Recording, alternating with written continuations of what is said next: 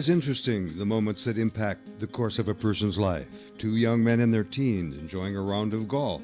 It could have been just an entertaining day with a buddy, but for John Andersen, it was a twinkling of the life he would aspire to. As he sat in the plush clubhouse of the prestigious Butterfield Country Club in Oak Brook, Illinois, sipping a delicious icy beverage in the austere clubhouse, overlooking a magnificent golf course, this was a lifestyle he could get used to. John Oliver Andersen, born April 3, 1934 in Chicago, Illinois, the third-born son of Harvey Oliver Andersen and Margaret Louise Clark. His grandparents, Ole Andersen and grandmother, Otella Gunderson, immigrated from Norway and met in Chicago, where they eventually married.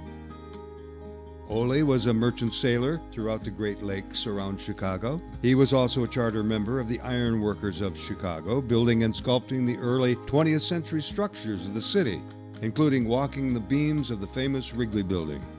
Uncle Ned made John his first two-wheel bicycle with solid rubber tires that were taped to the wheel with black tape, which John affectionately called his ice wagon.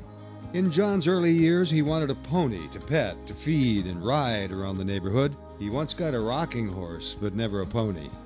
The boys played board and card games like Monopoly, gin rummy, and poker, and Christmas lists always included requests for more games. Mom Andersen's tight ship required the family have dinner together every night at 6 p.m. Each one would discuss their day.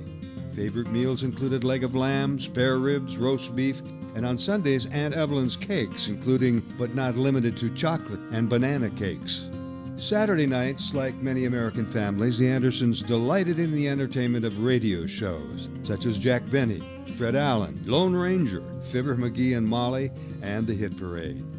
Each summer, the family would enjoy camping trips to places like Indiana Dunes State Park, Ludington, Charlevoix, Michigan, and even east to Bar Harbor, Maine. Even pets were part of the Andersen home.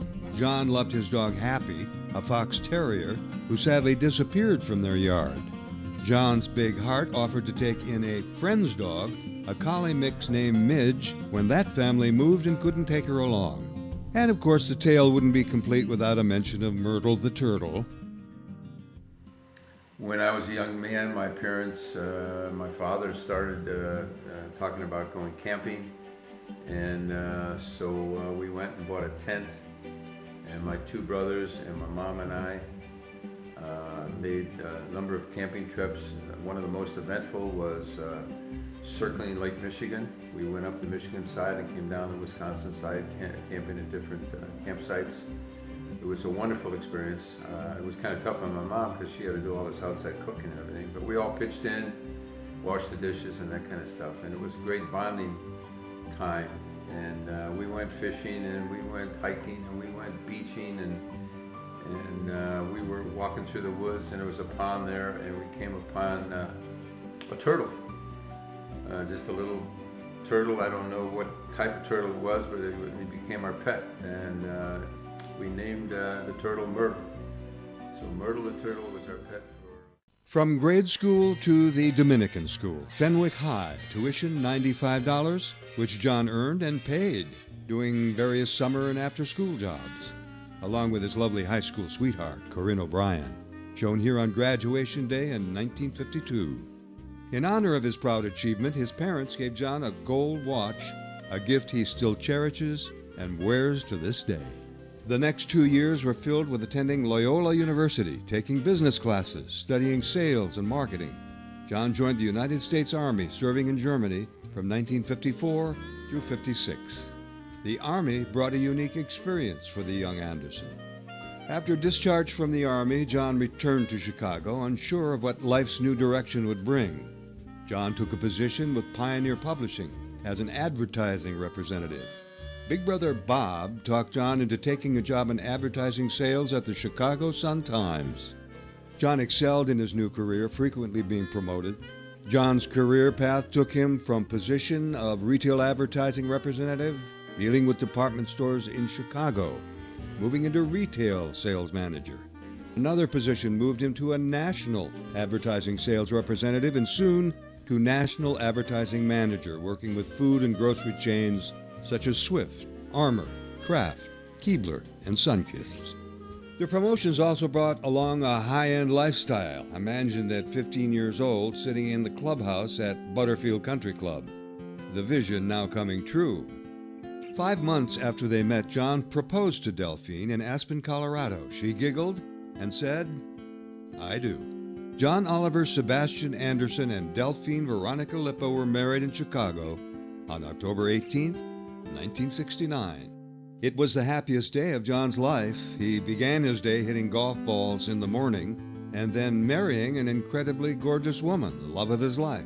John's passion for golf, that began as a young teen, continues with him. And the game was certainly not lost on Delphine. She embraced the sport, and it became a lifelong activity for the two to appreciate together as well. Delphine's hole-in-one at Medina Country Club. Turns out we were playing on the men's course on Sunday, and we played about 4 holes, and all of a sudden we're on a par 3, and another couple was with us, and they hit their shots, and the lady from the other couple played from the men's tee. So when we got down to where Delphine was hitting, I was thinking it was her second shot, and next thing I know, she's jumping up and down, and we saw the ball go in the cup. She had a hole-in-one. So she came running over, and I didn't know it was a hole-in-one. She jumped up and grabbed me and jumping up and down, and I'm wondering what she's excited about. I knew it was a hole-in-2, but it wasn't. It was a hole-in-one. So we finished the round, and we went into the clubhouse in the lounge area, and there was like 1 or 2 couples in there. So I bought them a drink and told them about Delphine's hole-in-one, and I told the bartender, "Listen, this isn't right. It's a Sunday. There must be some people here." He said, "Well, there's some people upstairs eating," and I said, "Fine, let's buy them a glass of champagne." And so he announced it over the loudspeaker. Delphine Andersen had a hole-in-one on the men's course, hole number 6, I think it is, and they announced it over the loudspeaker. I could hear it, and then he said to me, "By the way, Mr. Andersen, I don't know if you know this, but today's Father's Day, and there's 300 people up there having dinner." So I ended up getting a pretty good-sized bar tab. His life continues to be full of buddies, friends, travel, and music.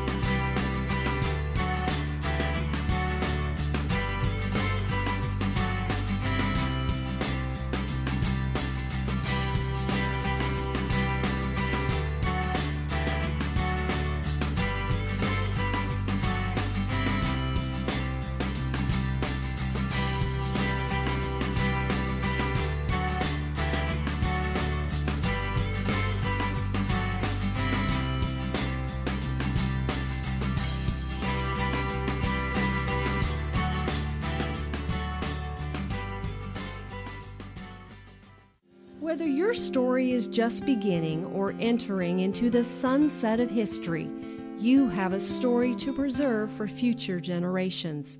How will you weave the legacy of the tapestry of your tale?